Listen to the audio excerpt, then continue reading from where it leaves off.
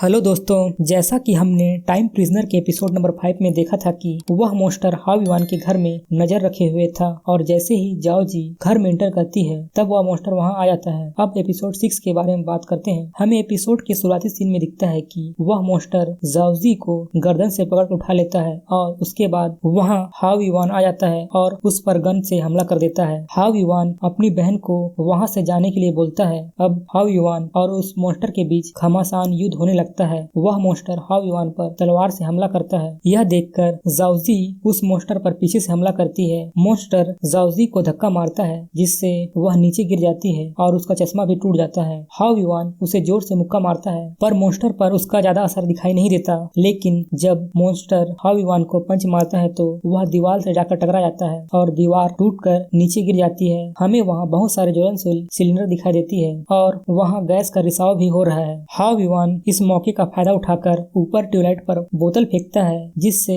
उस बिल्डिंग में काफी बड़ा धमाका होता है। हाव युआन अपनी बहन को उठाकर वहाँ से बाहर निकल जाता है। उसके बाद सीन चेंज होता है और हम देखते हैं कि वहाँ रिसर्च करने वाली छोटी लड़की जियो जियो दौड़कर प्रोफेसर वेन के पास आती है और कहती है कि मैंने वायरस को डिस्कवर कर लिया है। यह वायरस एंशिएंट टाइम का है। इसमें दिए गए तरीके से बनाया गया एंटीडोट जानवरों में तो काम करता है, लेकिन अभी तक मुझे ह्यूमन में काम करने वाला एंटीडोट बनाने में सफलता प्राप्त नहीं हुई है। तब प्रोफेसर जियो जियो से पूछते हैं कि इसमें क्या प्रॉब्लम आ रही है, तो जियो जियो बोलती है कि मेरे पास पूरा डेटा नहीं है जिससे मैं एंशिएंट टेक्स्ट को ट्रांसलेट कर सकूं। यह बहुत ही कठिन काम है। शायद ह्यूमन में काम करने वाला एंटीडोट बनाने के लिए हमें इस टेक्स्ट को पूरी तरह से ट्रांसलेट करना होगा, तभी यह काम करेगा। उसके बाद प्रोफेसर उस एंशिएंट टेक्स्ट को देखकर बोलते हैं कि इस तरह का टेक्स्ट मैंने पहले देखा है। मेरे आर्कियोलॉजिस्ट फ्रेंड ने मुझे सिखाया था, लेकिन यह बहुत पहले की बात है। तुम इस इंफॉर्मेशन को मेरे पास भेज दो, मैं इसे ट्रांसलेट करने की पूरी कोशिश करूंगा। पैरानॉर्मल डिफेंस की ओर से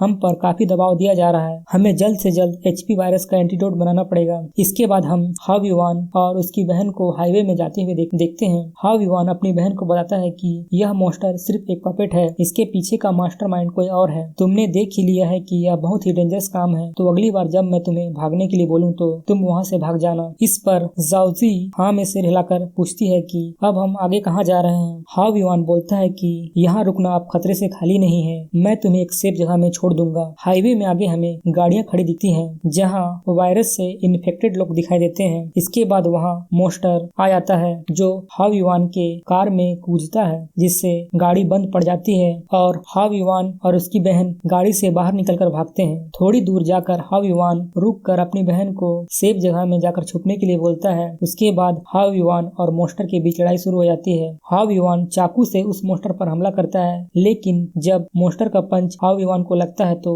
वह जमीन में गिर जाता है। अब उसकी सांसें काफी तेज हो गई है और वह अपने आप को फोकस करता है जिससे वह अपनी एबिलिटी को जगा सके। और वहाँ दौड़ता हुआ मॉन्स्टर जब हाव युआन पर हमला करने वाला होता है तो वहाँ टाइम फ्रीज हो जाता है। इस बार हाव युआन अपनी एबिलिटी को कंट्रोल कर रहा था। हाव युआन का शरीर से नीली रोशनी बाहर निकल रही थी और उसकी आंखें भी नीली हो गई थी। अब हाव युआन फ्रीज हुए मॉन्स्टर पर पंच पे पंच मारता है और जब वह लास्ट पंच मारता है तो वह मॉन्स्टर गिरते गिरते हाव युआन की बहन से जाकर टकरा जाता है और उसकी बहन हाईवे से नीचे गिरने वाली होती है, लेकिन हाव युआन जल्दी से उसका हाथ पकड़ लेता है और ऊपर खींचने की कोशिश करता है, पर उसका हाथ छूट जाता है और वह केबल को पकड़कर फिर से लटक जाती है। उसके बाद हमें दिखाया जाता है कि मिस्ट्री मैन हाव युआन को स्नाइपर से शूट कर रहा है। वह मिस्ट्री मैन हाव युआन पर कई गोलियां चलाता है, पर हाव युआन अपनी बहन को नहीं छोड़ता, लेकिन केबल के टूटने के कारण उसकी बहन नीचे गिरने लगती है। इस पर हाव युआन भी उसे बचाने के लिए नीचे कूद जाता है और अपनी बहन को पकड़ लेता है। उसके बाद हमें डिफेंस का सेफ हाउस दिखाया जाता है जहाँ जियारो को पता चलता है कि